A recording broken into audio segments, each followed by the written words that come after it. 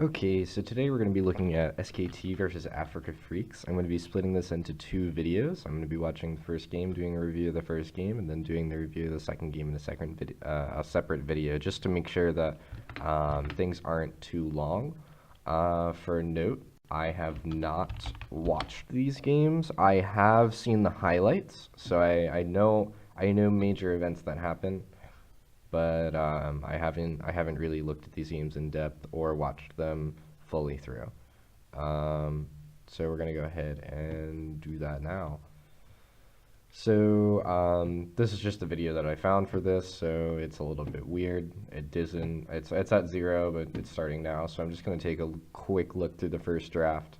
SKT first picks Galio, and that's going to be after Elise, Rakan, and Callista are banned. And Zac is also out of the picture. Caitlyn's out of the picture, and Lucian is also banned. Okay, so I like the prioritization on Galio. Should be a Galio mid, probably just because you can get a lot of lane pressure, you get a lot of control in the other lanes, and it prevents any kind of hard bullies from being able to get a lot of blood or easy golden mid other than the free farm. Africa Freaks respond with Orianna. They say, okay, you're going to put in Galio in the mid lane. He's not going to have too much pressure. So we're going to go ahead and put in Orianna, and she's going to farm for free for the first 15 minutes. That's what we think. Depending on what Faker goes ahead and builds, that could change, and how much pressure Peanut's willing to put. Afreeca also picks up Jarvan. That's going to be for heavy engage, and he's probably going to be a frontline bruiser. And then we see Gragas and Tristana come out. And I think this is actually a really, really great pickup because you're not only getting the Gragas, which gives you early pressure. And here, hold on, let me switch to my pen to make this a little easier. Gragas gives you the early pressure. He gives you a heavy frontline tank, and Tristana is a hyper carry. So you're gonna have everything that you need for the mid and late game. And when you pick up this Tristana pick, that's really popular right now. You're actually picking her up because you can put a lot of pressure on the first blood tower in the bottom lane. And if you can end laning phase really quickly, Tristana does really well out of laning phase and starts putting a lot of pressure on other parts of the map. I don't seem to find my pen, so we're going to be actually using the mouse today. Okay.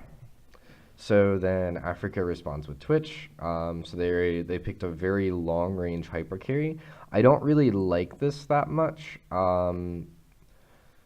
I do like Twitch. I think Twitch is extremely strong. I think Twitch is a great hyper carry and has great range. It's just that with this front line, I would feel very unsafe picking Twitch. Because, I mean, Twitch likes to jump on people when they're not looking, and to jump on Tristana when there's a Galio in the game, it feels a little bit uncomfortable. And if they're not picking like a squishy top laner, Tristana's really the only person for Twitch to be able to kill, at least quickly. You know, that triple auto and expunge and knock him out. That's going to be the only person you're really looking at because everybody else is going to be fairly bruiserish. Anyway, for the second ban phase, we see Alistar and Morgana are both banned. So that's really interesting to me. I can definitely see why they banned Alistar, just so that maybe they can force SKT to pick a squishier support so that Twitch will have an easier time in lane. And then Morgana is banned probably to help the Twitch. Probably to make sure that Twitch can't fulfill the hyper carry role that he needs to. Same with Orianna, as they both have extremely great late game scaling. And then the Renekton and Talia are taken out too. That's really interesting. Talia, just because Talia matched with Tristana, where they can both snowball the laning phase, end the laning phase really quickly, and start moving around to other parts of the map, can just start speeding up the game so fast that champions like Twitch and Orianna, they're not going to be able to catch up. They're not going to be able to catch up in gold. They're not going to be getting their second item before mid and bot lane tower probably are going to be gone just because of rotations. You're talking about like 10 minutes in the game. SKT has 2 turrets. That's what they're going to be going for. So after the second ban phase, we go ahead and we pick up Janna. And this is, if I'm correct, this is the game where Twitch buys Targon's Embrace to feed gold into the Janna, and Janna gets Ancient Coin, and Janna actually gets a really quick Ardent Sensor, and that's going to be for the Twitch.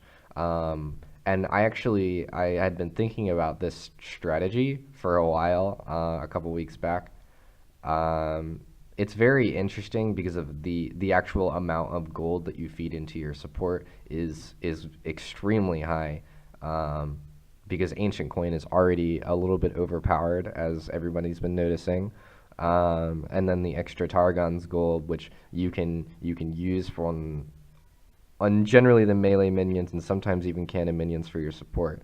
And that's going to be generating another 200 gold per minute. Or not 200 gold per minute. 40 gold in the first minute.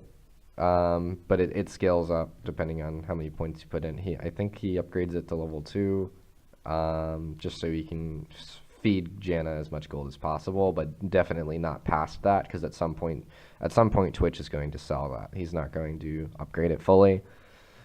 Anyway, SKT respond with Lulu. I think this is crazy pick, mostly because if Faker's going to be not Faker, if Tristana is going to be the only person on their team that is squishy and subject to abuse from Orianna and Twitch, and maybe even Jarvan if Jarvan builds damage, then Lulu provides this anti-assassin role where Trist will be like unable to be assassinated, and that'll provide enough pressure so that she can scale up as much as she needs to and start being the hyper carry that she needs to. Anyway, I just reset the video, so we're going to be looking at SKT's last pick here.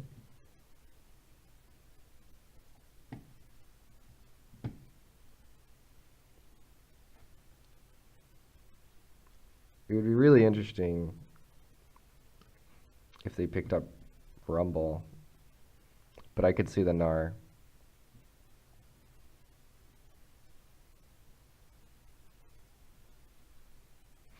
Okay, so they pick up Gnar. So SKT is full reaction, full reactive, and full active team fight. Sorry for the bad writing. I know in my previous videos it's better. That's because I'm using a tablet in most of my videos, and right now I don't have my pen for my tablet. So we cannot... Oh, wait, actually, I think I just found it.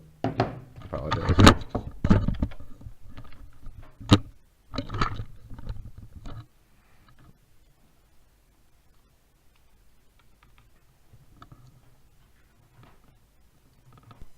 Sorry for the delay.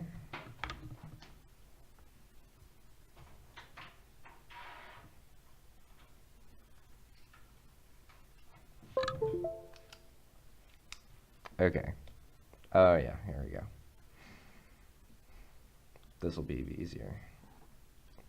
So they're full reactive and active team fight. And you can see this because they have the Gnar, they have the Gragas Flash E, and then they have the Gragas ult. They have the reaction. The reactivity is from the Galio ult. And the activity will be Gragas Flash E and Gnar ultimate. And then you have this backline of Lulu Tristana, in which Tristana is a hyper carry and Lulu's an anti-assassin. So this is a beautiful team comp by SK Telecom. Really amazing draft. it would be shocking to me if they lost this game, and I know that they don't. But it would have been shocking, at least in my perspective, unless Afreeca drafted differently. I agree with the Orianna, I agree with the Twitch, but I think there were definitely stronger picks for these two roles because I think really relying on the Twitch and relying on Kramer to carry the entire game, by spending gold on Targon so that Kramer can get the Ardent Sensor from Tucson. I find it really interesting. I find it really, really interesting. It's just that I don't find it as strong. I feel like the only time in which they would win is in the hyper late game. And even then, SKT is really good at the hyper late game. We know this. They've been doing the hyper late for years. They never get beat in the hyper late. So it's very interesting to me. It's very interesting. Afreeca finished off with a cannon top. This is patch 7.15. Okay, so this is probably going to be an AP cannon. If it maybe even like a bruiser cannon. I remember I only watched the highlights, so I wasn't really paying attention to all the specifics in the game. But we have a bruiser cannon, so we have engage and engage. Hold on. We have engage, we have follow up, and we have follow up, and then we have peel. So it's not a bad team comp. I'm not saying that Afreeca has a bad team comp. But if SKT has a 9 out of 10, then Afreeca has a 7 out of 10. That's my final verdict. But it's definitely easy to see what Afreeca is doing here. It's Jarvan into Kennen, into Orianna, into Twitch. It's a very beautiful combo. It's just that you're talking about an insanely strong front line. So if they aren't fully ahead and they don't have that insanely strong, and they don't have enough damage to take out the front line, then the front line is not going to be able to die. And then Bang is going to be able to carry, and that's just going to be a fact.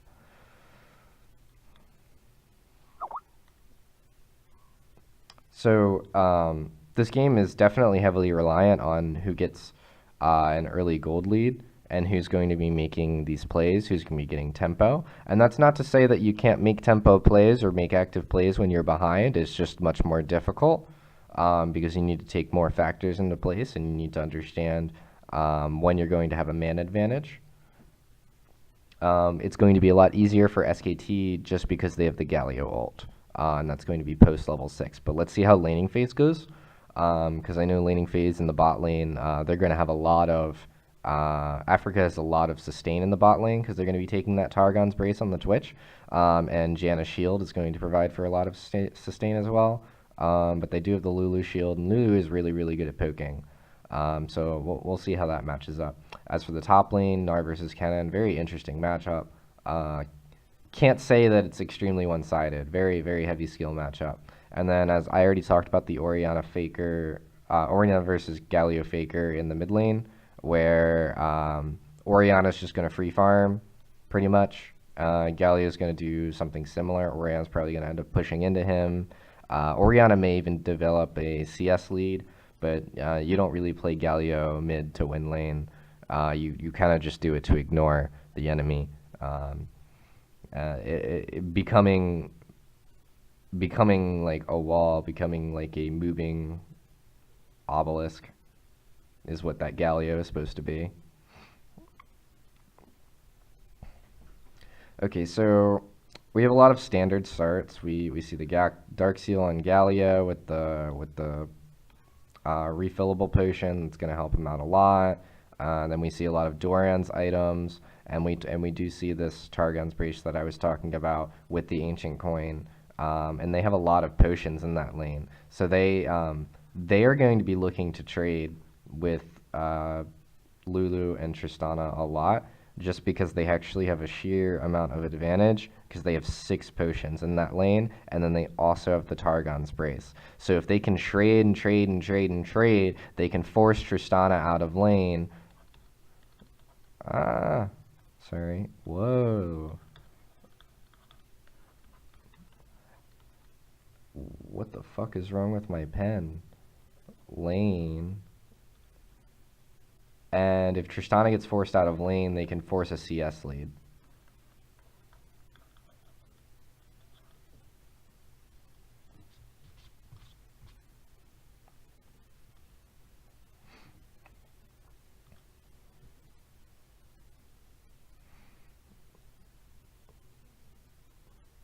So SKT in the bot lane, they know that they have the better level 1, so they go ahead and they push in as fast as possible. They're going to be trying to guarantee the fact that they get the level 2 advantage first, because they don't want to get cheesed by Twitch, especially with all the extra damage that the Janna shield's going to be giving him. So Jarvan has a really interesting jungle route. He went from red to blue to Gromp, and I guess that's going to either be into Wolves, into Wraiths, into top lane or mid lane. And Gragas has a pretty standard one. He went Wraiths into red, into blue, and now he can gank top or mid. And he might even go for Scuttle Crab.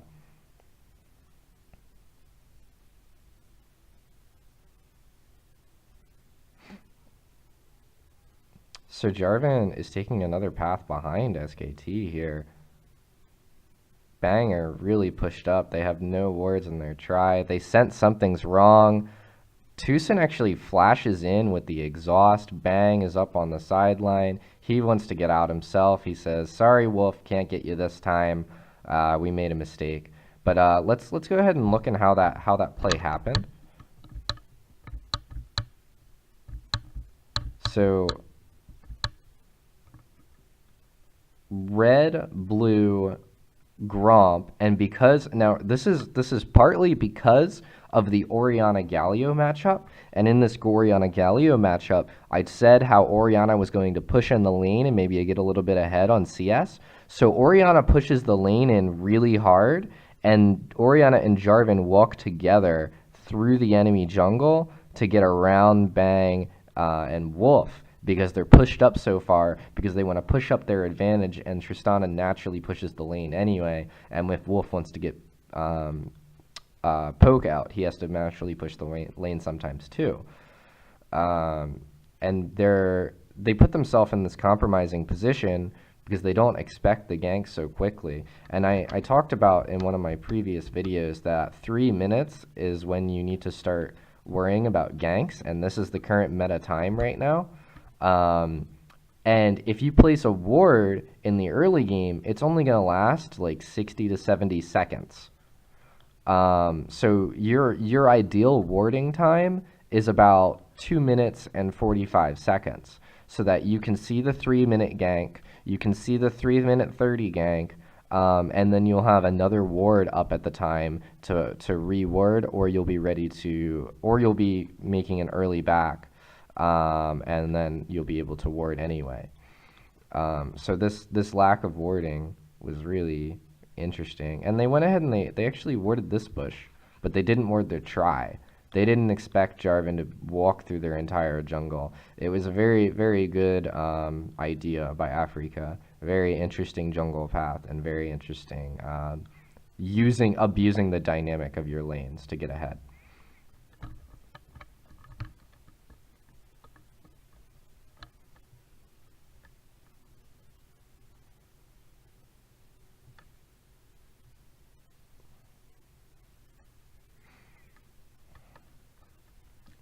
So that gold's going to be going on the Orianna. So you have 400 gold in the Orianna, and she missed a couple CS, but that's okay. She'll be able to catch up on that fairly easily. And what this is going to do is it allows Afreeca to actually start playing around Orianna.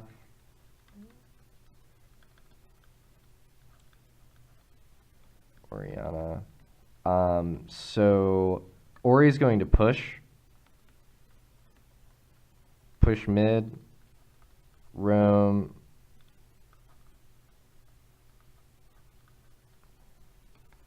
push, ward, roam, and maybe J4 will gank her at some time, but she's going to keep repeating that cycle, because what they want to do is accelerate the Orianna. It's a very popular strategy to draft Orianna and to play around the Orianna to accelerate it, just because Orianna is a extremely strong S tier mid laner. And even after the nerfs, I talked about in a previous video that Orianna could still be S tier. She could still qualify for that even after these patch 7.16 or 7.17 nerfs. But she may be down to A tier. But it's purely from her burst. Her combo, in fact, is 1.7 AP. That's her combo for RWQ. That's 1.7. And if you hit someone with the original Q, then it's 2.2 scaling ratio. Which is absolutely insane. And then you get to add on Luden's Echo damages when you get Luden's Echo, because a lot of people do go Morellinomicon into Luden. And then she also provides the shield, the speed up, the slow, which is also part of the speed up, and she provides extra stats. It's not completely clear all the time to many people that when Ori Ball is on you, it grants you armor and it gives you 10 of both at level 1, and then it scales up by 10 or 5, I believe, per level in the E. So we're seeing some pretty standard gameplay. People are just moving around. The junglers are going through their jungles. They're taking paths so that they can get pressure around the map and figure out what's going on. We see lots of Afreeca vision in Gragas red side jungle, and then we also see a parallel of a lot of SKT vision in Afreeca's red side jungle. Actually, we see SKT with a vision all around the board on Afreeca's jungle. So I did make a mistake there. That's really interesting how they have so much aggressive vision, where Galio's moving here, and Nara's warding here, and even support and jungle go up toward the blue side jungle around their blue. Lots of power. A Kennen teleport back to lane. I feel like that's really interesting. Hold on.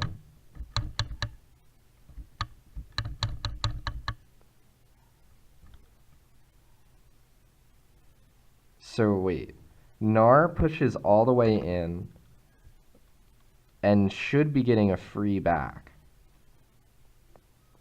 He pushed all the way in. He could be able to walk back to lane right now if he bought tier 1 boots. Instead, he chooses to teleport. Now, this is really interesting to me because he's level 6. And I think what he's saying is that I'm going to teleport back to lane. I'm going back to lane. And what he's going to do, he's going to push in the lane. And if Kennen doesn't want to get behind that CS or that experience, then Kennen has to TP back to lane as well. My only problem is that if they both teleported to the bottom lane, I believe Kennen wins the early fights. Now, I may be wrong on that. It really depends on a lot of variables. You have the Gragas flashy, and you have the Jarvan ult, and you have whether or not Galio gets there before Orianna. You have lots of crazy variables in this game on who wins fights and who gets there first and why. But Antara is forcing Marin to teleport back to lane by teleporting to lane himself, because he's going to push it in and try and deny Marin's CS. Marin doesn't like that. Marin doesn't even like to have his TP up. So Marin chooses to teleport back to lane, which really confuses me because Gnar wasn't going to push that strong anyway. And he buys tier 1 boots, and Marin has the E, which he gets the speed up from. I just see no reason for Marin to use this teleport, and he could use it on the other side of the map while Gnar making a mistake of using his teleport back to lane when he probably didn't have to. And remember, he bought a ruby crystal here. He could have bought boots, which would have helped him get back to lane faster, lose less experience, lose less CS, and he might only end up losing 2 to 3 minions. And the same thing would happen with Marin. Marin would only lose 2 to 3 minions, and it's just so interesting how these players are prioritizing these such small gold values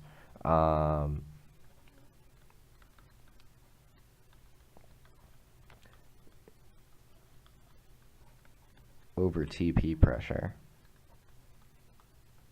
It's very interesting to me.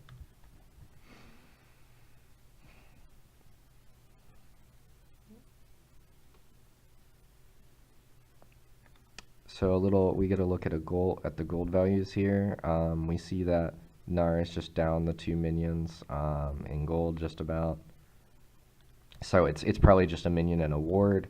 Gragas is up by about a couple CS, so by about 2 lane CS, Gragas is up.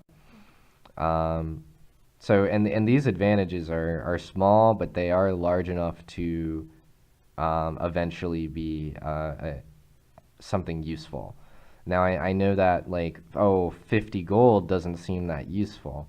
In the early game, I know 50 gold is a health potion, and I know that I would not particularly value these health potions so much, but in the early game, in certain matchups, the health potions are going to be a lot different of a value. But what I'm particularly interested in is the small gold leads that will continue to accrue, and the 75 gold lead is really where a lot of these players are going to get a small advantage. Because it's going to say, I can have the same items as you, and I can have a pink ward, and you can't. So Gragas can do that to Jarvan. Kennen can do that to Gnar, and that's going to happen extremely shortly. We see a decent gold lead in the mid lane, but that's mostly due to the first blood gold. And we see that Kuro isn't farming perfectly. I don't know what that's about. Well, no, he's doing pretty good. He's only down a couple. Both Faker and Kuro are down a couple from what's perfect. And we see this huge gold lead in the bottom lane from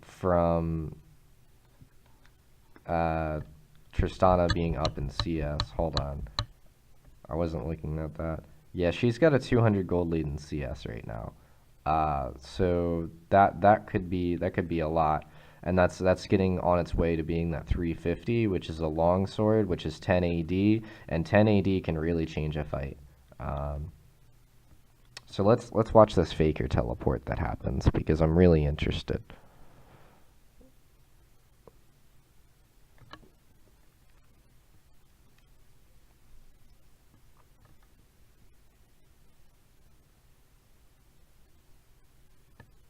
So Gragas is moving up and towards the blue side jungle, and because Faker has vision on their blue buff, Faker's going to teleport in and try to get pressure. But Afreeca finishes the blue buff and decides to get out as fast as possible. So maybe if the teleport was a little bit earlier, Faker, maybe if Gragas had been pathing better, because I remember Peanut, during when this started, was actually finishing his red. And he apparently has gone to Gromps and Wolves, and maybe skipping the Gromp in this pathing would have allowed him to have more pressure on this blue buff steal that they wanted to go for, because really denying the Orianna blue buff denies her the laning phase capabilities that she kind of wants to have to be able to bully to continue to bully Faker, because Faker is starting to get tanky.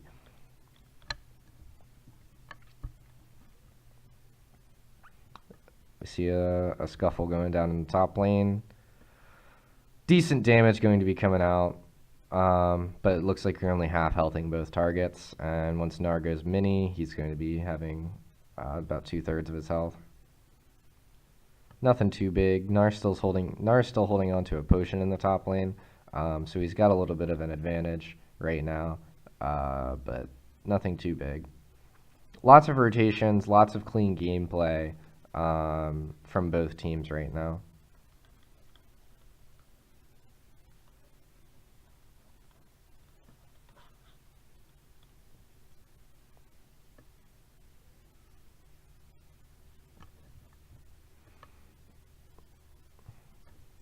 Antara's really trying to get the aggressive in this lane. Peanut's coming in for a dive. We have the flash up for Gragas. It didn't even look like he needed to flash, really. Like, let's watch that again. Don't get me wrong, like, it was definitely, it was performed correctly. But I think he flashes because he's afraid that he's going to miss the E. So Gnar comes in. His positioning's fine. Gnar, I don't know if Gnar has his E up, but... Okay, so, like, my only problem is that if Peanut was just patient for, like, 1 more second, then he would be able to get in range close enough to Marin to just E him, and he wouldn't have to use Flash.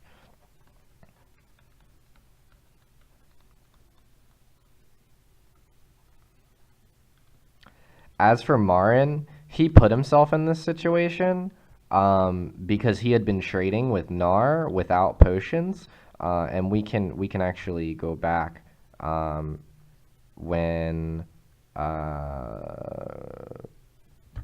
where is it? Okay, so Gnar teleports back to lane with potions. Now both of them have potions. But Gnar won the lane in this point. Marin was obviously outdone in lane and took trades that he should not have taken.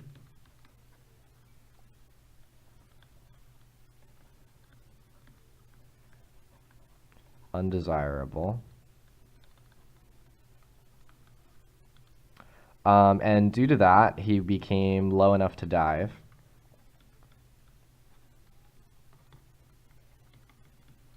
Because you are playing against a Gnar, and Gnar is pretty tanky already. Just because of base stats, extra health that he gets from Mega Gnar, everything's just natural about that. And J4 was not quick enough to rotate.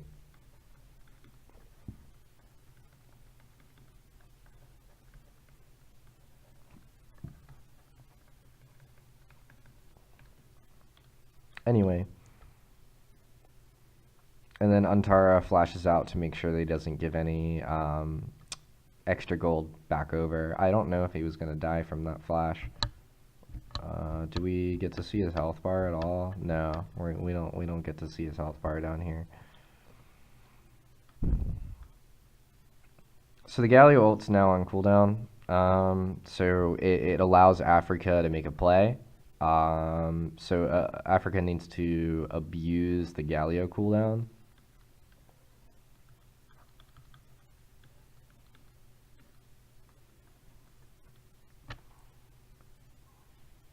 Doesn't look to me like they're going to be doing that, though.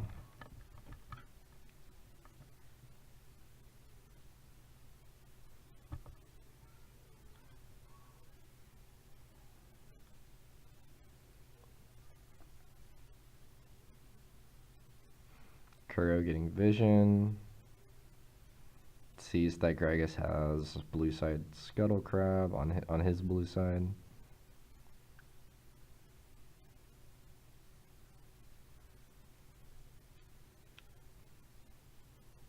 It's very entertaining because it's actually proper gameplay.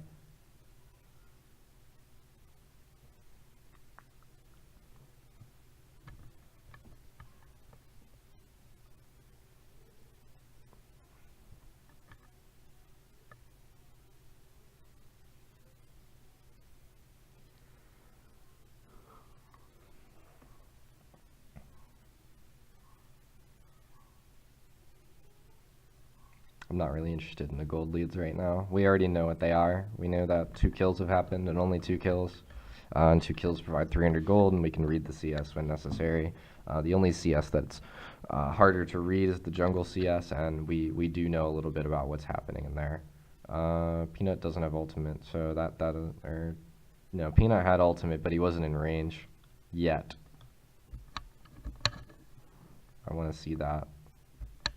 Where's his pathing? He just passed up straight through a ward. Oriana says no. Seems fine to me. Yeah, it's completely safe for Kerr to use that pathing because he knows where everybody else is in the map.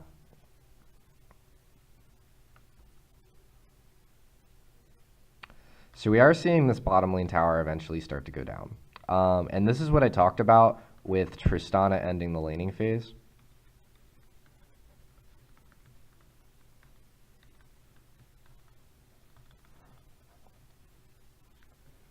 Because this is something natural that is going to occur. This is a natural phenomenon.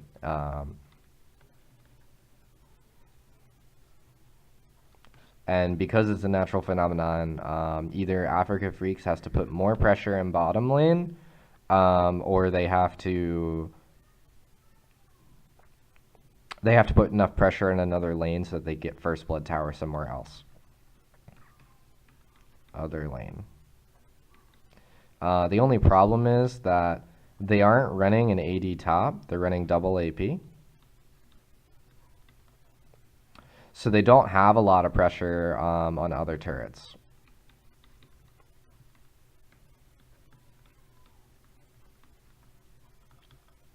Their only other champion in the game who has pressure on turrets besides Twitch is Jarvan. And because Jarvan is melee, he also does not provide extreme pressure on turrets.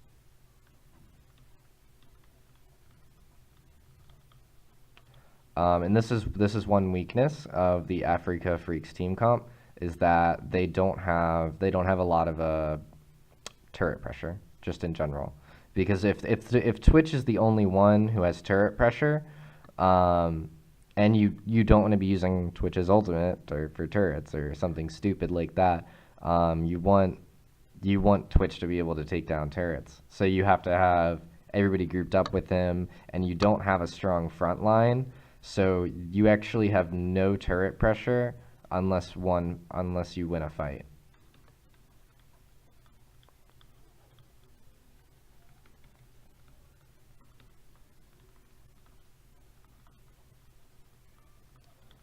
Or making a rotation, or out-rotating, I guess.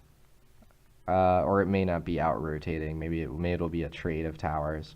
There's definitely a slew of things that could happen. But we're focused on what they're able to do and what they're not able to do. The Janna pick is definitely nice. So the Janna is denying the Tristana. Like this tower might already be gone by now if Janna wasn't able to shield the turrets. So I don't know if this was all planned by Afreeca, that the Janna would be into the Tristana. That's like a common, or if they want that to become a common counter pick, to slow this down, because we're at 11 minutes in the game, and Tristana would usually have this turret by about 9 minutes. At least that's my benchmark. I don't know if that's the benchmark of every analyst or coach, but that would be my benchmark for Tristana getting first blood tower in a lane that you win, because that is a one lane. Just by the natural aspects of the matchup.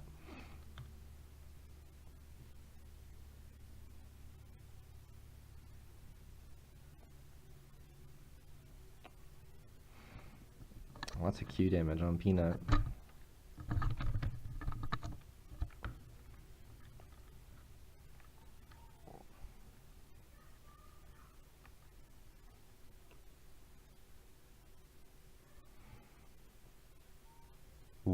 Wow. That was insane.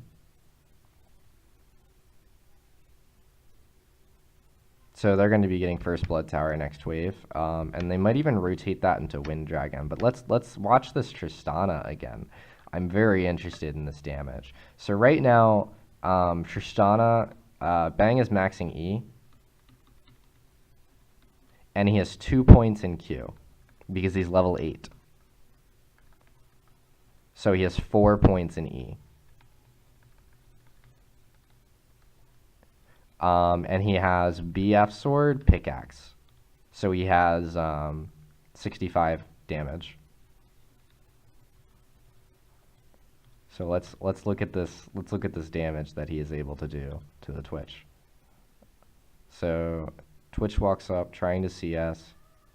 1, 2, 3, 4, and the ultimate popped out, and he almost one-shot Kramer.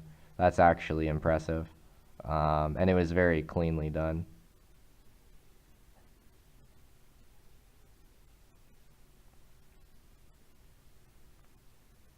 Gragas getting vision. Kramer's trying to stay. They don't have the Janna ultimate anymore. But no.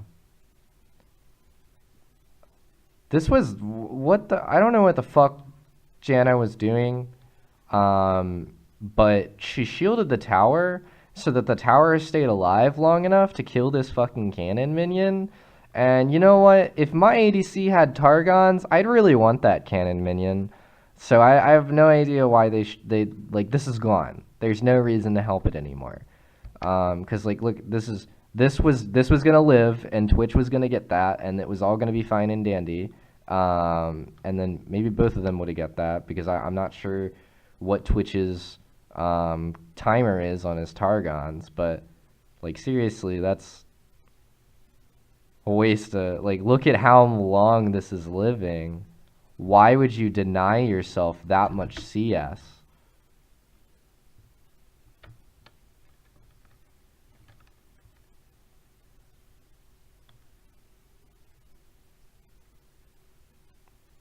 Peanut invades jungle. Kuro's coming around. Peanut gets a ward. Looks like they're going to be contesting. This is going to be a smite war.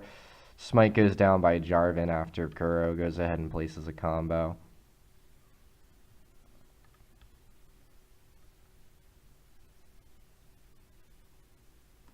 So at this point in the game, there's big problems.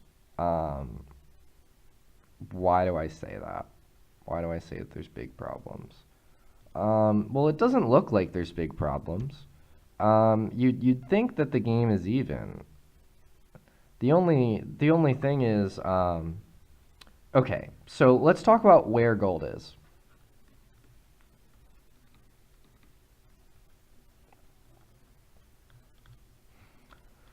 Afreeca has gold on Orianna.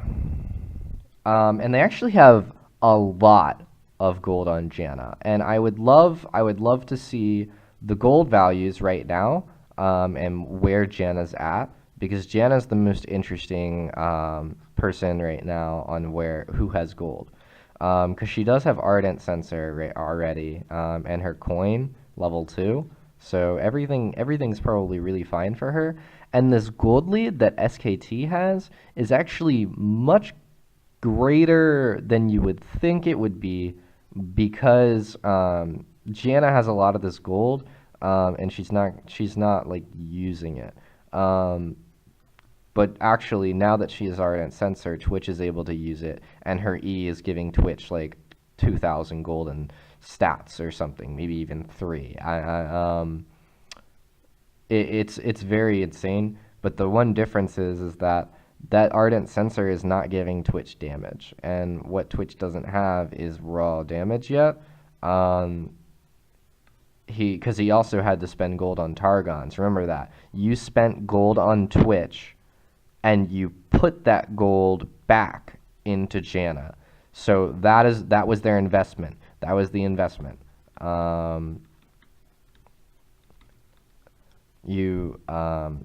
Twitch goes minus 350 gold, minus 850 if he chooses to upgrade it once. And then Janna eventually gets repaid that gold.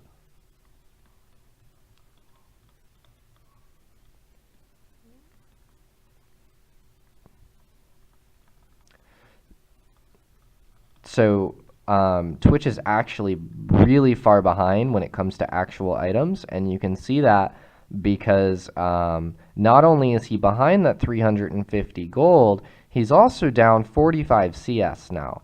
And this is an absolutely phenomenal, insane, crazy number, because you're talking about gold values close to 1,000, or maybe even more. But think about it. Twitch has Runaan's, and Tristana has Infinity Edge. So you're looking at a big difference, because I mean we also have a dagger over here, but this Targon's isn't doing anything. It gives Twitch HP and nothing else. That's it. He gets HP, and that's not usually what you want on Twitch. So that's what Afreeca chose to do. That was their investment. That's how they got repaid, and that's the state of the game, and that's why this gold lead isn't as big as you'd expect it to be. Peanut goes into enemy blue side jungle, wants to get the steal. He's now contested both of the buffs now. Ooh, he threw out the ultimate to try and get the buff there. But it was very trickily passed over to Kuro with an early smite and Kuro's combo following up.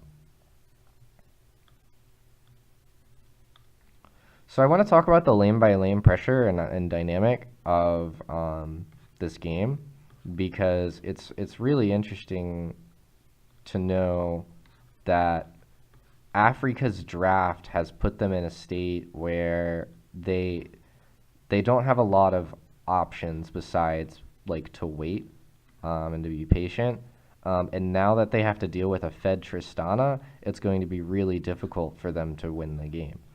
So lane by lane, top pushes into Kennen, and maybe that was due to a skill matchup. I'm not 100%. I'm not the person you should ask about the Gnar versus Kennen matchup. I am not the person you should ask. I don't know if I've ever played that matchup myself, but I've definitely seen it a few times. But Gnar in this case has won the matchup. So he's getting pressure on top tower. So if you look now, every time he pushes in a wave, he's crippling down this top tower. Bot lane won. I already talked about how bot lane won. I already talked about how they had the winning lane before the game even started. Now that they have first blood tower, laning phase is over. So what they're going to do is they're going to push it out, and then they're going to go to another lane, and they're going to push that lane's tower in. Now the only place where Afreeca had a winning lane was in the mid lane. And in the mid lane right now it's going to be really heavy matchup for the Orianna, just because Galio went ahead and rushed Abyssal Mask, which makes it really hard for Orianna to kill him. But in the early game, before Galio gets his items, Orianna has a lot more pressure and has pressure on the tower, but the problem is that Orianna does not have a lot of tower pressure. She isn't going to have a lot of damage. You're looking for a lot of damage. Like, you want a chunk this big every couple of minutes at some point. Because that's what's going to eventually whittle down the towers. I'd like to see the mid lane tower HP on Faker's side. I'm actually really interested in it. We might be able to get to see it in a second. If I were Afreeca Freaks right now, I would send Orianna bot lane, and she would freeze this wave. She would freeze it right here. And Twitch would go somewhere else in the map. And now I understand that you'd probably want that gold on Twitch. But because Twitch rushed Runaan's, he can't freeze this. Twitch is unable to freeze.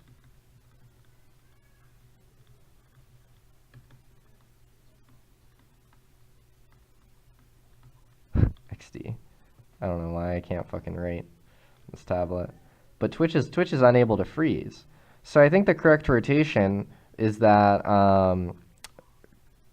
so for Afreeca, you have Kramer, and you have Tucson, and then you have Oriana, so you have Kuro down here, and then Marin can stay top. But you're going to have the jungler, Africa Spirit. You're going to have Spirit staying up on the top side of the map.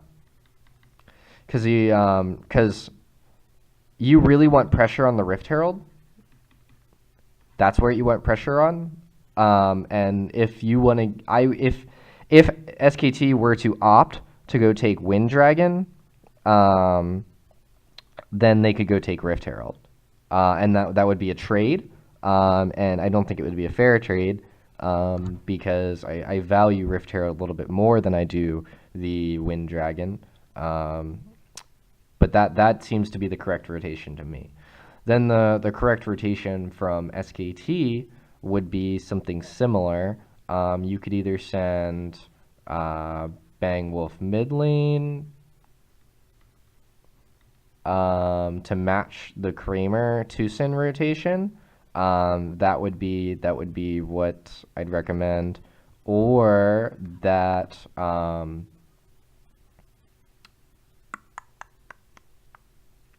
no, you see, I would want to keep Faker mid.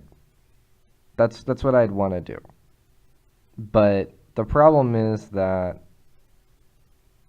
I don't know if Faker with Abyssal Mask can stay mid alone versus Kramer Tucson and feel safe. But I think that SKT could make a healthy decision, and that what this would actually offer is if you keep Galio mid, and Galio is going to lose turret pressure. So this is losing. And then you go ahead and you send Antara bot. So that's Gnar in the bot. And Gnar wouldn't really be doing anything, but he could push up pretty far. And he could try and mess up the freeze that Kuro would be placing. Because trying to mess up the freeze will stop them from being able to continue the freeze and continue soaking up gold and continue denying gold. So Gnar would go to stop the freeze. Another option of Gnar would be to stay in the top lane or stay in the mid lane. All right, hold on. Let me finish what I'm saying, and then let's go back to what else Gnar can do. So then you would put bot lane top. So you have Trist, Lulu, and it creates this imbalance. And I like this imbalance because Trist, Lulu are going to push on the outer tower in top lane, and then Twitch, Janna are going to push into the outer tower on mid lane. And what this does is it destroys Afreeca's base to the point where they only have the mid lane outer tower, which makes their base really uncomfortable. It makes them lose a lot of pressure around Dragon area and Baron area, whereas if SKT only lose their mid lane tower, they still have some pressure on these two towers, and their towers are stronger because this setup. I'll draw it on the map just for everybody to see. This setup is stronger to me than this setup, just because it's less compact.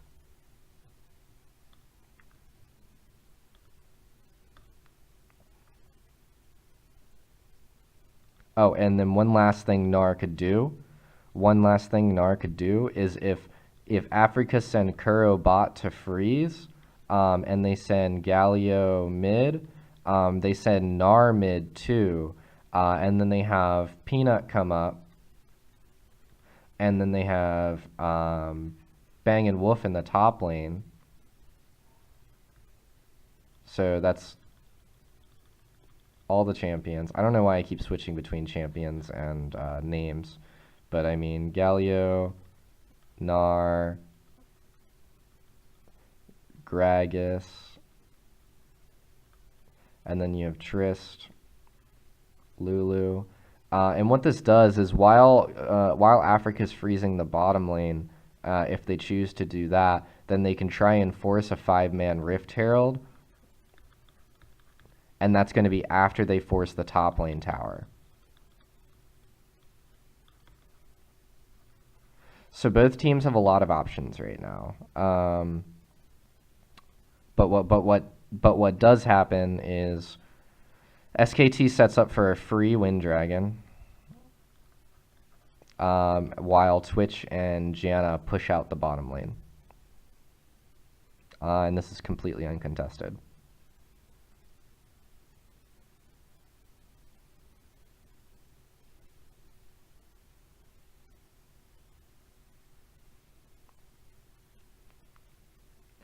So now that Wind Dragon's gone, a lot of factors change. So Tristana's probably going to end up pushing out the bot lane and rotating into the top lane. Or you'll see another rotation like I was talking about where the bot lane's going to go mid lane. And Galio may even stay in mid lane, and then they're going to put pressure on this Rift Herald because these, like, you have to take objectives in a very specific order. The higher level of play that you get.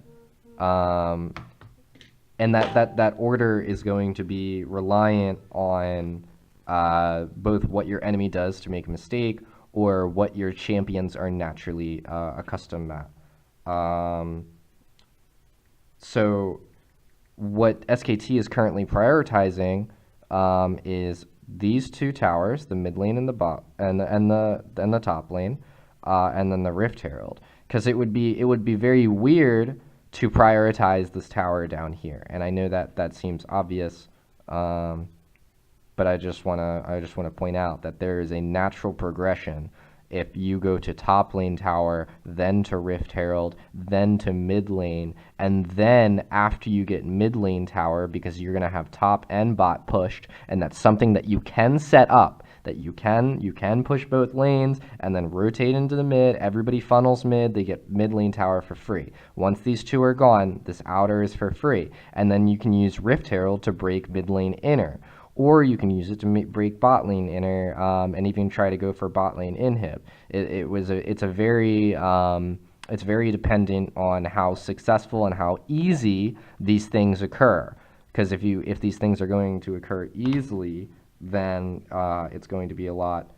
Then you can make more aggressive plays, like taking that Rift Herald into the bot lane and trying to go for inhibitor at, say, if this happens, then this happens, then this happens, 17 to 19 minutes. That's when I would be looking at that. And I don't actually know if that happens, because remember I just saw highlights. And then actually at the 17 to 19 minute mark, if you did that and you were successful, or at least mostly successful, getting the spot lane tower and maybe even damage on the next one,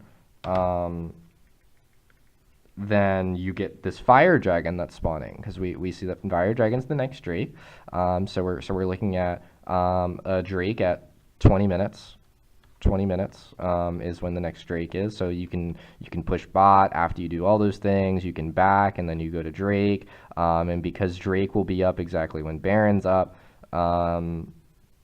you can go from Drake to pressuring Baron and making Afreeca struggle. That would be really interesting to me.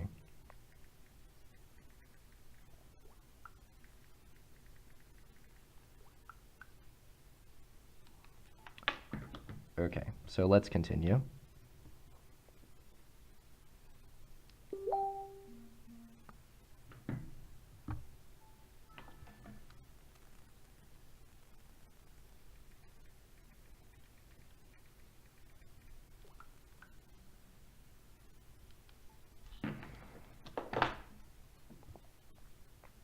All right.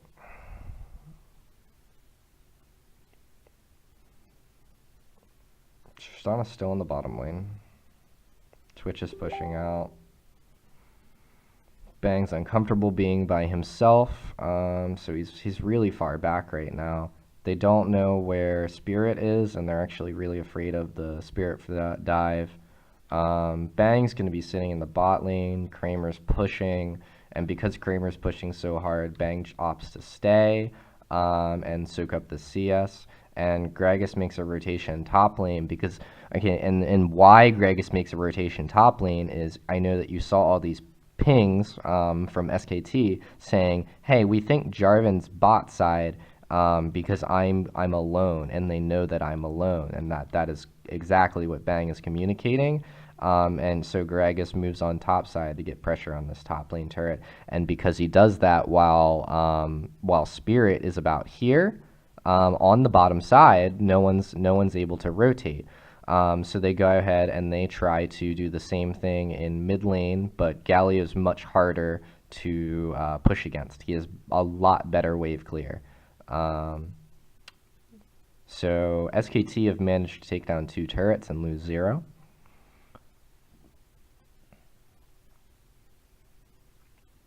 And you're seeing insane CS leads. Was that a teleport? Wow.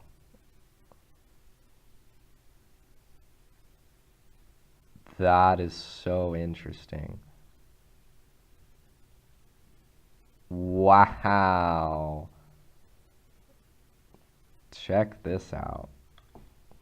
So this is why I wanted to talk about how Afreeca could have froze this lane here and fed Orianna with it. But they opt to put Kramer and Tucson bottom lane, and what this does is it puts Kramer and Tucson in a very dangerous situation where they have no tower to fall back onto. So Antara makes a teleport into a deep ward in the blue while they're pushed up close to the tower and the lane is resetting. And I don't even think they saw this, or if they did, it was probably someone else communicating it to them. They might not have saw it themselves. And they only started backing off as Bang went to engage. So Antara gets damage off onto Tucson, then switches onto Kramer, and Peanut's been walking around for a while now. And he goes ahead and he flash ults Kramer back so that Antara is able to Narm right in the wall. And that's amazing. That's a lot of free pressure on the map. So a couple things can happen now. People can rotate mid and get this mid tower. Galio can rotate top and soak up the wave because this is currently reset right now. But he doesn't want to lose HP or pressure on the top tower. So Galio can go top. Tristana can go back to pushing the lane, and Gragas or no, Tristana should probably go mid lane for the pressure on the mid lane turret, and everybody can rotate mid.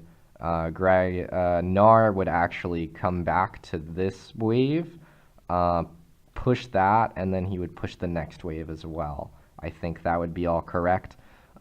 Just for the maximum amount of efficiency, pushing this wave all the way in, getting damage on the mid lane tower, and then not losing anything on the top lane tower. And that would be everything SKT can do. They can also set up vision for Rift Herald.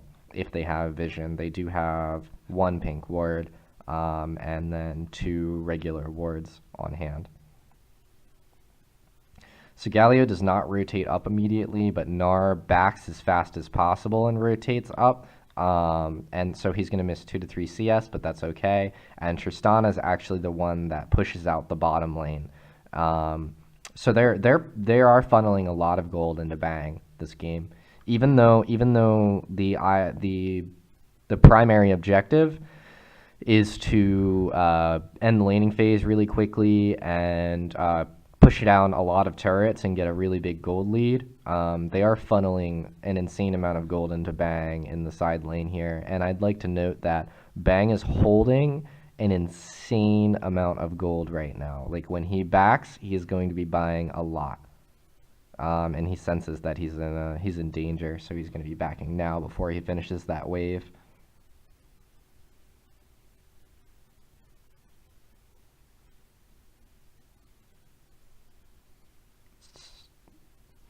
So Bang just spent 2,000 gold. He got a Zeal and upgraded boots. Make that 2,300. He got a dagger too.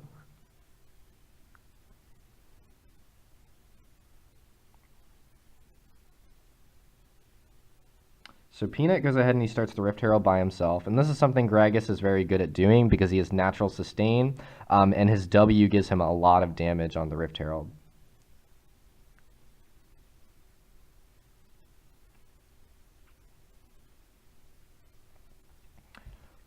Gnar, after pushing out the top wave and resetting top, he goes ahead and he makes a quick recall and he goes back to bottom lane. Now that there's no neutral objective on the map, there's no primary setup, which would be the lane assignments that I would normally recommend. But now it's just primary objective control. So what they're going to do is they can set up a 1-3-1, or they can set up a 1-4. The thing is, Antara doesn't have his teleport, but Faker does. But Faker doesn't need teleport. Faker doesn't need it to go from a side lane to the lane next to it. Like he can go to a mid lane from side lane with his ultimate. So it's not really necessary for him to have the teleport unless he's going to be split pushing very far away. Because his ultimate does have a limited range, like many ultimates. It's not fully global. So I guess the lane assignments would be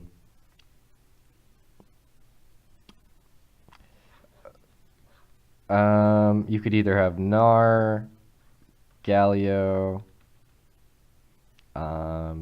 Trist, Lulu, Gragas. And this is Gnar and Galio can switch. It's actually not really important to me where Galio goes, or where Gnar goes. It's important to me that they put pressure in the mid lane and they get the mid lane tower down. That's what's important to me, because once they get the mid lane tower down, they have all outer towers, and they can work on the inner towers.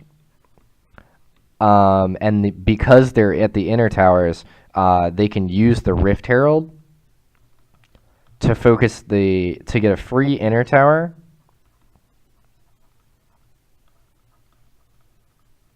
and then put insane pressure on inhib tower.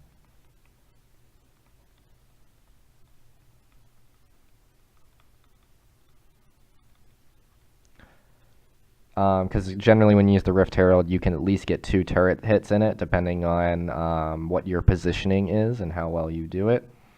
But that's not to be noted.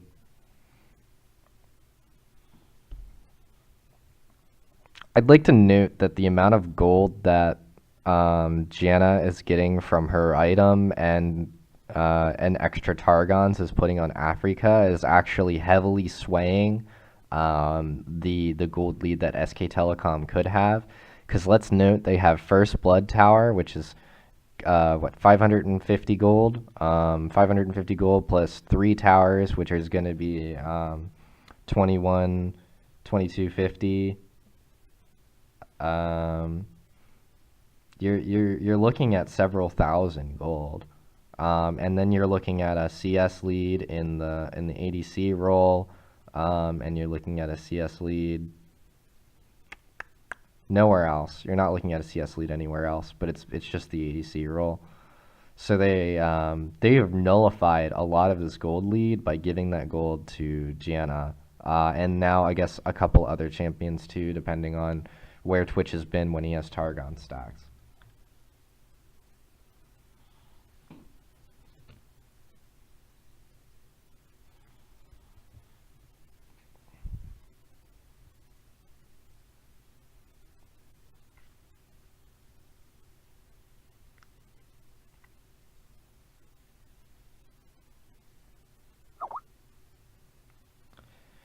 So Afreeca, they send 4 mid. Kennan's hovering the side, starting to rotate up. No, they don't want anything.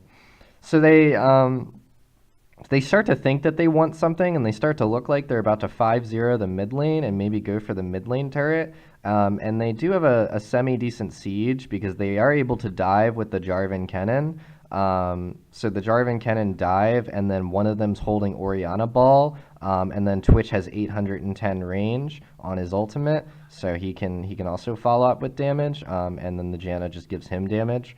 Nothing else special from that.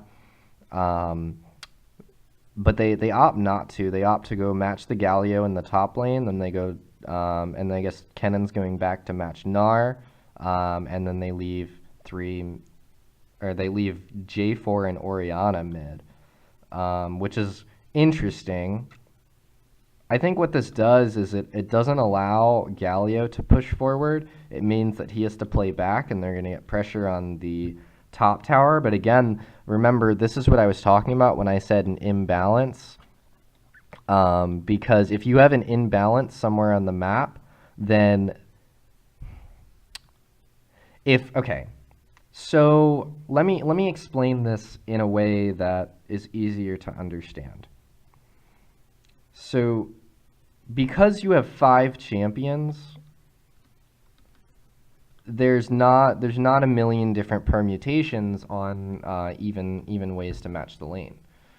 So 5 champions divided into 3 lanes is very interesting because it's going to always force an imbalance somewhere. Because if you have 1 champion here, 2 here, 1, 2, and then you have an unknown. And that unknown is what provides an imbalance. And that unknown can go top, and the other unknown can go top, and then you have 2 top versus 1 mid, and then 2 bot. But that's what you call a perfect situation. That's what you call a situation that maybe doesn't have any macro play mistakes, but is more likely to have micro play mistakes if both teams are in a situation where they'd like to 2v2 in the top lane with their junglers. But if you, in this situation, we put Galio top, so SKT is 1 top, and then you see 2 go top from Afreeca. And what this means is if you have 1 bot, and they send 1 bot, then you're going to have 2 mid and an unknown, and they're going to have 1 mid and an unknown. And what this does is it provides an imbalance in the mid lane and an imbalance in the top lane. And what that does is it means this tower is going to lose pressure, the top lane SKT tower, the outer tower, and then the mid lane tower that SKT is what I would recommend getting first. That's what they go for. And while it does provide SKT with better control around the map, because then Afreeca will lose their final outer tower, it would make SKT lose some pressure around Baron. Lose some Baron pressure. And because this trade would be equal, you're talking about 1 tower for 1 tower. So, and if you count the local gold, I mean, there's 1,000 gold going both teams. And what this means is if both teams have about the same amount of gold, and and each team is given 1,000 gold, 1,000 out of 30,000, and then 1,000 out of 29,000. These fractions are going to get bigger. And what you can actually do with this 1,000 and 29,000 and whatever, it's going to be going back down to 1 in 30, and to 1 in 29. And what that means is that every time the number on the bottom gets bigger, if this gets up by 1, because you're talking about an n+1 situation, and say this is an n+1 situation, and this is always talking about the gold in terms of thousands, which is something that we like to do. And in every n+1 situation, the higher you go, because if you have 1/30 of n+1, and then 1/29 of n+1, you're just looking at two instances of 1 over infinity. And the longer the game goes is going to be the longer that they reach that infinity number, or whatever infinity is. But what in this situation, it's that 6 item mark. But what I'm also trying to say is that because the gold that they get is going to be logarithmic in terms of how much gold in total that they have, so every time they get more gold, so if you get 300 gold, and your team has 10,000 gold, what you essentially have is 3 out of 100 gold. And that sounds weird. You're getting a plus 3 out of 3 100ths, right? You're getting a plus 3 100ths. But if you get another kill later in the game and your team has 20,000 gold, you're getting 3 20ths. Or yes, 200ths, 3 200ths. Sorry. So if they keep making even trades, the gold, the gold difference will seem smaller.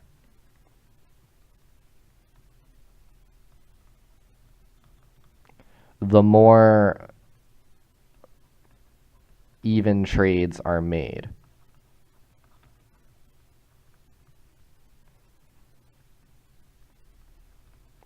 And this is just a fact. This is a mathematical fact. Now,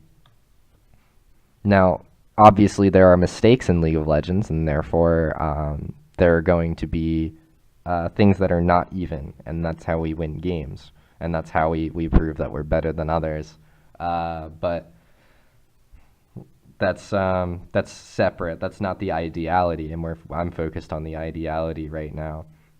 Because if you're in Afreeca's situation, then maybe these even trades are going to be really beneficial to you, because not only is it getting you closer to the late game, where you do have two very, very insane strong champions in the late game, Orianna and Twitch, but you're getting closer to that end point and getting closer to where you need, but SKT is also not getting closer to where they need, or at least not more close than you are getting. It's always going to be, and if SKT has a gold lead, the more gold in total is on the map, the smaller that gold lead seems. And I know that you can agree with me on this, because there is currently a 500 gold lead. But a 500 gold lead when both teams have 10k gold is very large. But a 500 gold lead when both teams have 30k gold is not so large. So now that I've explained that mathematically in at least 3 different ways, back to the game. Very, very, very nice game. Lots of good play.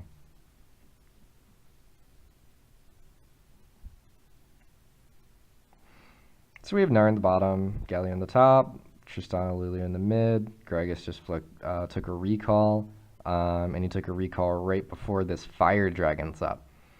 So SKT is yet to actually prioritize that mid lane tower, or at least force it. So they're being very respectful of Afreeca Freaks. They're saying that play is too high risk for me, so we're going to play it safe.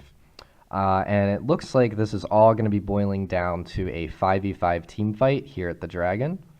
And here's what I think, because I didn't get to see this happen yet.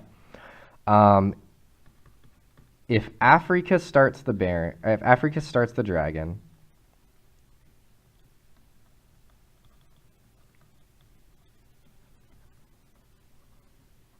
they will lose. That's my prediction. Because Gragas flashes up, so Gragas will actually jump onto Afreeca. So Gragas, god damn it, I just want to write GR. Gragas into Afreeca,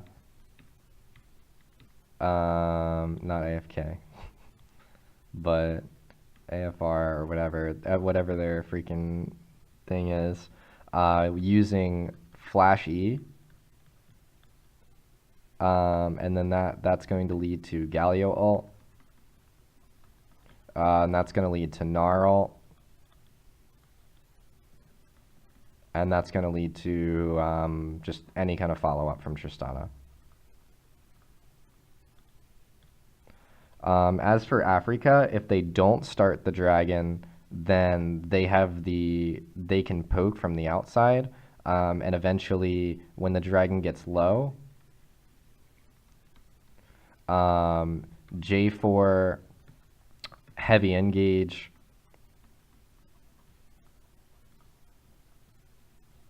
and goes for steal, so it's a 50-50 smite. And Kennen follows up. And then that leads to Orianna ult.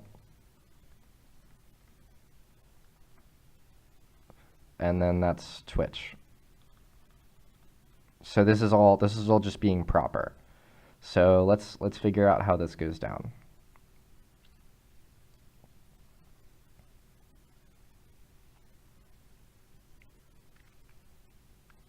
Bang, taking a little bit of poke there. So this is really interesting. Gragas spawns the Rift Herald in the mid lane. And what this does is it gets damage on the mid lane tower, but I think it allows SKT to take the dragon for free. And this is not something that I was thinking of.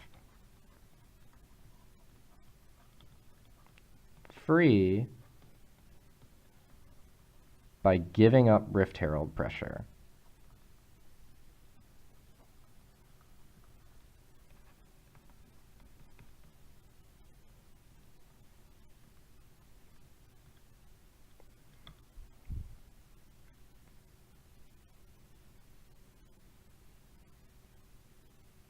So they're going to be pushing with the Rift Herald at first, but they're too scared. They're very scared.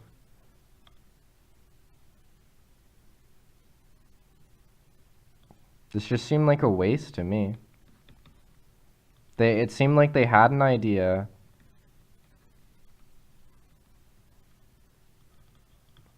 And they were unsure.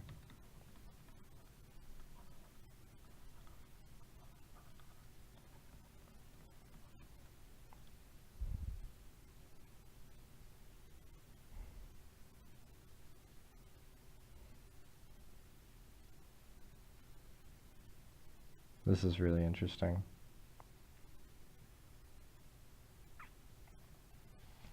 So Afreeca just made a mistake. Let's look at what it was. So Wolf and Faker and Gragas all move into the bottom side jungle. They clear vision, and what they do is they see, hey, Afreeca's trying to push mid lane turret. Let's get dragon and let's try and do it ASAP. And they actually are able to kill the dragon extremely quickly. And all they're doing is disengage. This is just going to be all disengage. And they're trying not to burn summoner spells. There's Faker's flash that had to be burned. Here's his ult.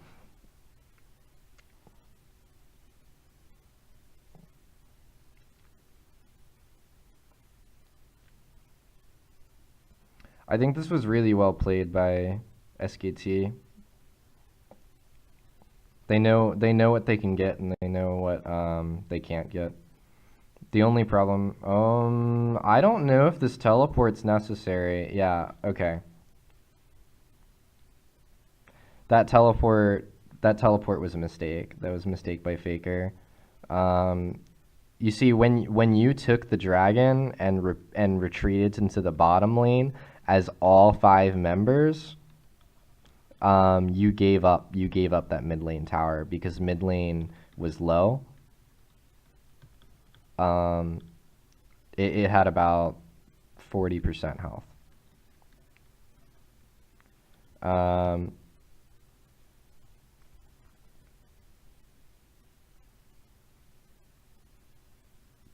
So yeah, there was that teleport was a mistake, but it's all right because I already said that Galio doesn't really need TP.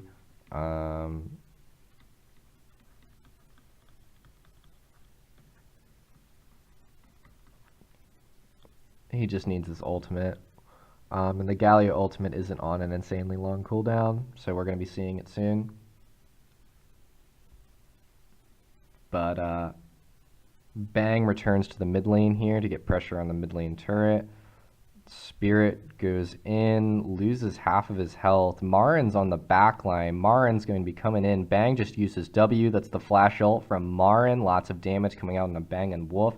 Not enough follow-up was able to come through. Gnar goes ahead and goes onto a TP into the mid lane, but he's going to be canceling that.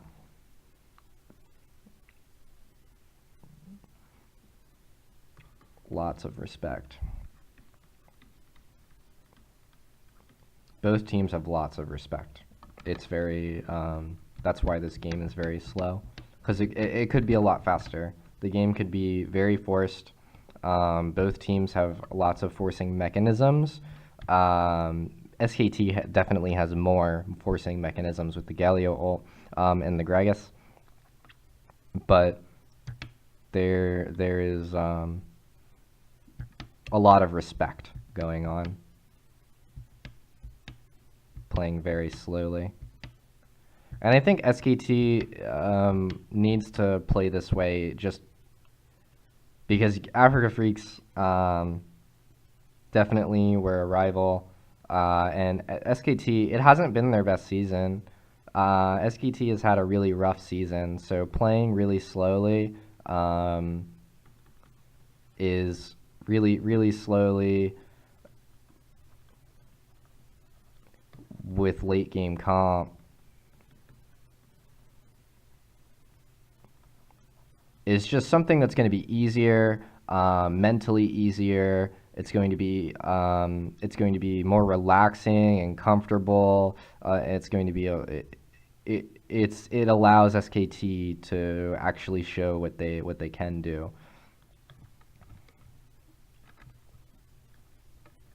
So we're starting to get to that 2 item mark at the 24-minute.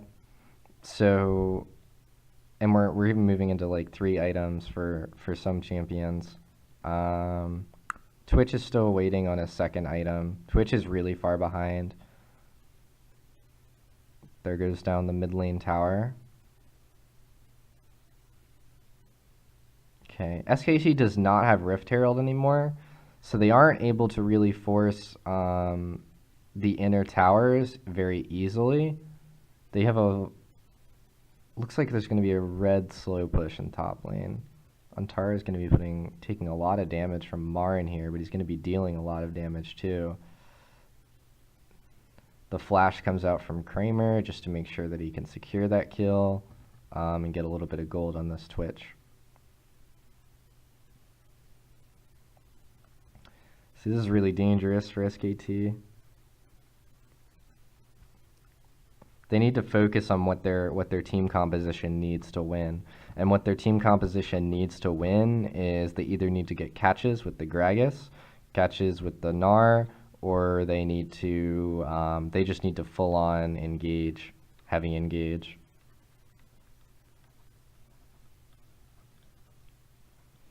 And Marin goes down because they have no vision here, and Bang just jumps right on in and blows him up. And Bang was really safe knowing that he could do that just because Marin had used his ultimate in trying to take down Antara.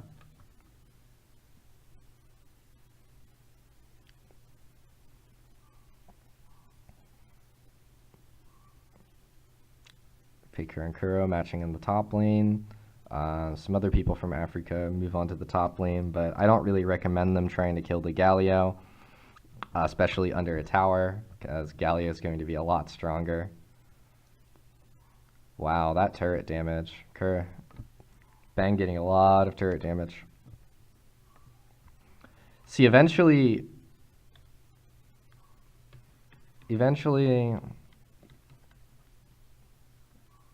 Tristana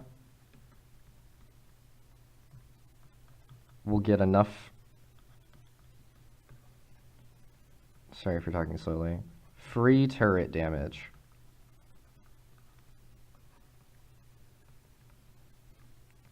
So that SKT can feel comfortable forcing a turret.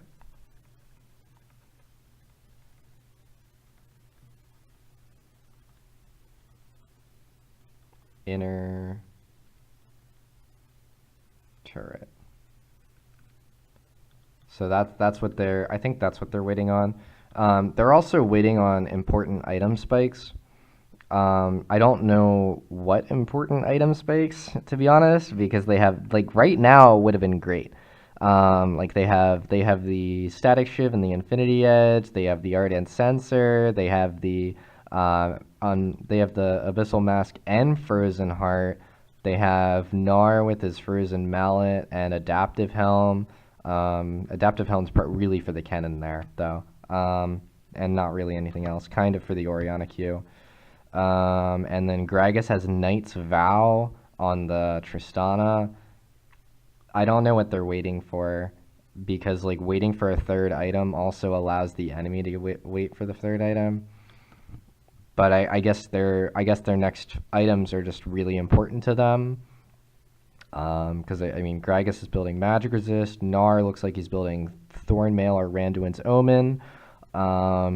Gallia was building more Magic Resist, but I'm not really sure what. And Tristana might be going for a Hex Drinker, which is a good idea, because getting caught by the Orianna would be very, very dangerous.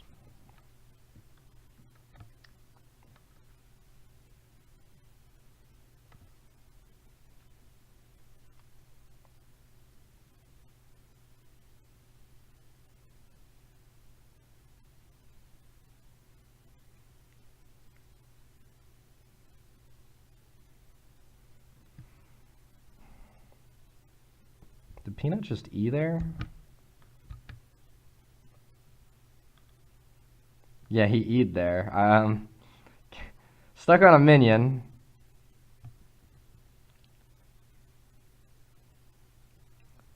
They're definitely looking, yeah.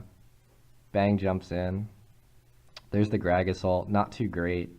Kramer goes ahead and he ults, he gets decent damage onto Wolf. But he's going to be taken out because Faker flash in with the taunt, and they're going to use this to pressure turret. So now that they have the man advantage, and Kramer is actually, like, really important because he's a very large percentage of Afreeca's damage. They're going to go ahead and push on mid lane turret, and they have Gnar bottom lane, pushing on the bottom lane turret. And this is really good because Orianna is currently stuck with Gnar, and Ori is the main source of wave clear.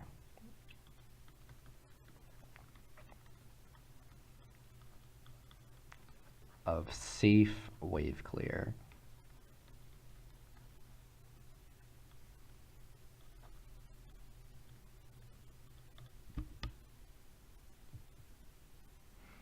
So here they come. Get some damage onto Tucson. That was one auto attack, so. But breaking down the tower is what's more important. And then we see Faker teleport top lane so that they don't lose this top lane tower. And what I said about this top lane tower is it's not that all that important that they lose the one tower. It's just that they lose turret pressure. We also see Marin with a defensive teleport to make sure that he doesn't die there. That teleport was, if that teleport is worth his death, which it could be, because if he died there, then maybe we would see some Baron pressure, or that dragon that you see from that mountain dragon would be going over to SKT for free if Marin was died. Because definitely the worst thing that can happen to your team is mismatched death timers, and a Twitch being dead for 30 seconds right into a Kennen being dead for 35 seconds is not too great. So Afreeca take their chance now, and they run towards the dragon, and they take it down pretty quickly. And SKT moves over towards the Baron, gets Marin's flash. Lots of damage going into Marin. Peanut's going to be knocking him back. The stun's gonna come out. Tucson's gonna come over and get a shield on him, but no, Peanut didn't burn his flash, so Peanut's not really concerned. They're just going to be getting wards around the Baron pit, and they're going to be start to pressure this Baron. And they will, and they start it right now. Actually, they're ready. Marin is backing, and he already used his teleport, so they are not fully prepared to respond.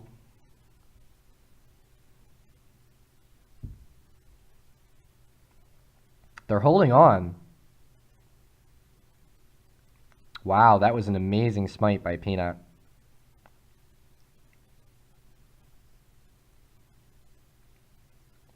Now I want to explicitly explain how important this was to SKT. Look at how coordinated they are on this Baron.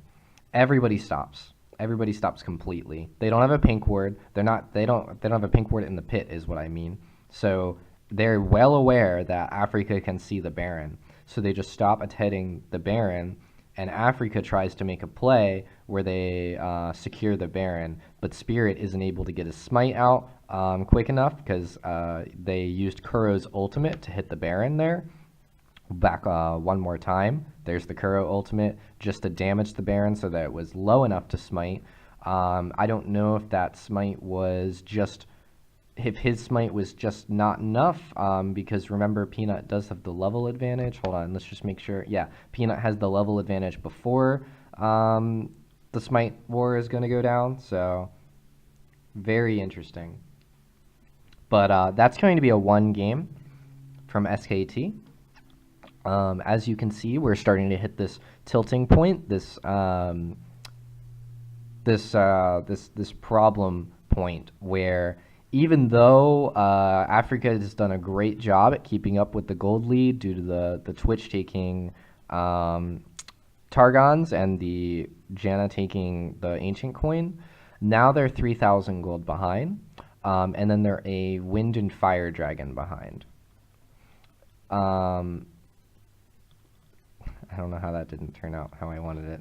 And the Fire Dragon, as I've explained in a previous video, in a 30-minute game, is going to be really, really effective because you're looking at 12 AD on the Trist. You're looking at, I mean, Fire Dragon isn't going to do that much because none of these guys are building damage. But it is going to help the Tristana. I don't know how much AD Tristana has right now, but the Fire Dragon is 6%, and that's why I'm saying 12, because it's very safe to assume that Tristana has about 200 attack damage right now. So the Fire Dragon isn't actually what's giving them all the stats, but it is giving them a decent amount. I mean, everybody else is getting at least 6 AD, because everybody has natural base AD around 100 at this point. And then this team fight comp is really strong, and they can force under tower. And then you get the Baron buff, which is 40 AD and AP. And that's not going to be able to... you can't come back from that. That means we're looking at so much gold funneled into here. 1,500. I mean, you're looking at like a 6,000 plus stats gold lead. So that really ends the game there. I mean, Nar pushes top lane, he gets top lane tower, they push bot lane, they get bot lane tower, Nar stays top lane, they go mid lane and they go bot lane, they go mid lane, then they go bot lane. The Tristana just melts towers. Nar is also just really good at split pushing, so they get the bot lane after that. Nar is even soloing Kennen almost under tower. Nar manages to stay alive, but now they get lots more free damage on these inhibitors. Inhibitor goes down, top lane tower goes down, bottom inhibitor goes down, top inhibitor goes down, and that's GG. Like, once you have 3 inhibitors gone against you, if you win that game, then the enemy team has made a mistake. Because if you allow that to happen and SKT is all this, like, there's a problem. But now you can see that there's a visible gold lead. They still have Baron buff for another 30 seconds. Yeah, just about. But they still have the dragon buff too. So you're looking at 8,000 gold lead minimum.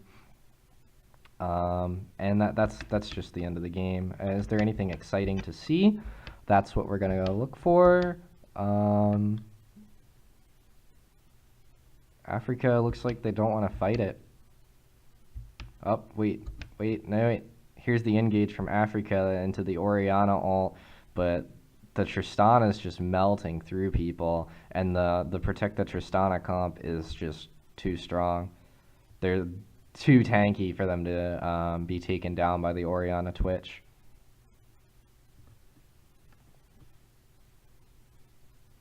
Okay, so we'll be getting to game 2 in the next video, but thanks for watching.